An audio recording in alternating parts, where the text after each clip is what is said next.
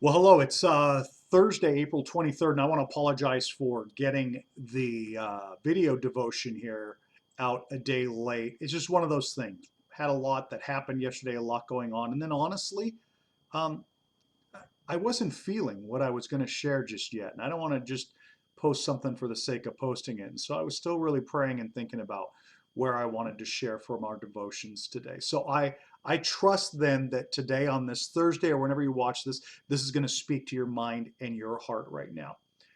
I want to look at a passage that many of you have probably heard before. You may be really familiar with it. It's out of the book of Micah, from the prophet Micah, and it's in the 6th chapter, verses 6 through 8. And it reads like this: With what shall I come before the Lord and bow down before the exalted God? Shall I come before him with burnt offerings, with calves a year old? Will the Lord be pleased with thousands of rams, with 10,000 rivers of olive oil? Shall I offer my firstborn for my transgression, the fruit of my body for the sin of my soul? He has shown you, O mortal, what is good. And what does the Lord require of you? To act justly and to love mercy and to walk humbly with your God.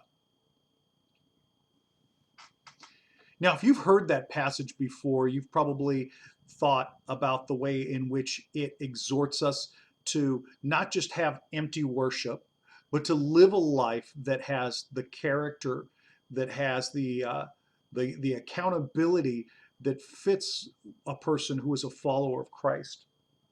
If you don't know the book of Micah well, what you may not be aware of is that when the prophet is saying this part in the 6th chapter, he's already been laying out 6 chapters of complaints that God has against his people.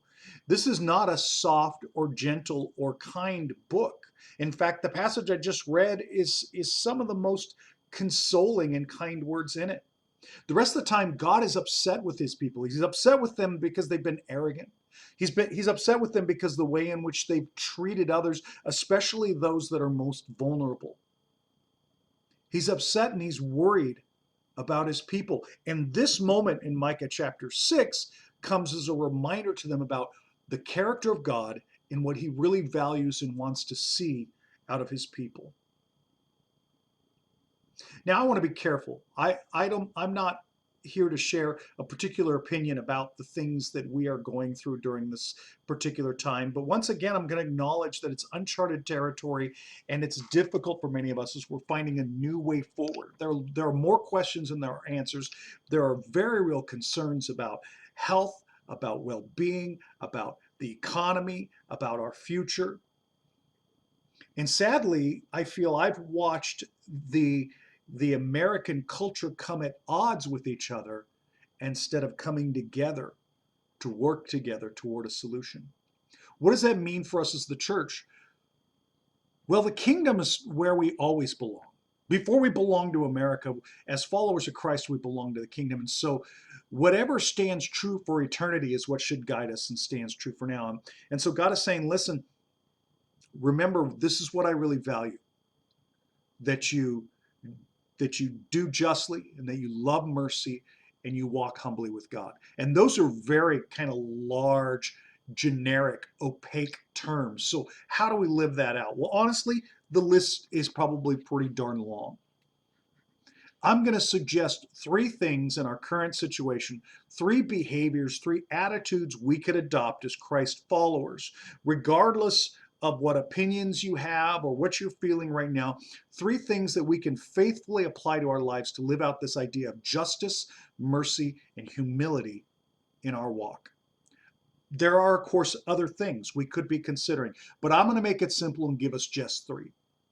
The first is this: stop and listen. Unless you're somewhere on the planet right now that you're just in a one-on-one relationship and conversation with people, all of humanity, you've only got one other person to talk to you. If you're talking more than you're listening, you're talking too much. And there's entirely too much talk in our culture right now and not enough listening. And when I say listen, I don't mean just information. We don't want to be listening in our own echo chamber. We want to listen to one another and we want to listen to the world around us. And our motivation cannot be about trying to settle arguments or differences. but out of a real compassion and concern, we want to hear people's hearts. We need to listen more. Secondly, be. Be what you want to see. Be the example of what you want to see in your house, in our community, in our culture. Be that before you demand it. Be that before you grumble against it. Be the change that you want to see. And I know that sounds so cliche, but really sincerely, there's, again, I'm going to go back to there's too many words and not enough action. Listen, be, and the other one, it's going to be simple. Hopefully you've already thought of it. Pray. We have to be guided by prayer. When we pray, we're not informing God because he already knows everything. If anything, as the words leave our mouths and into our own ears, hopefully we're being reminded of where our needs are within our soul, personally and corporately. And we're being reminded of God's voice and his love and his care and concern in our life. As we navigate this time, I want you to consider these three actions: listen, be, and pray. Commit yourself to these in the coming days and see if it doesn't change some of how you're feeling and how you're thinking. God bless you. Look forward to worshiping with you again.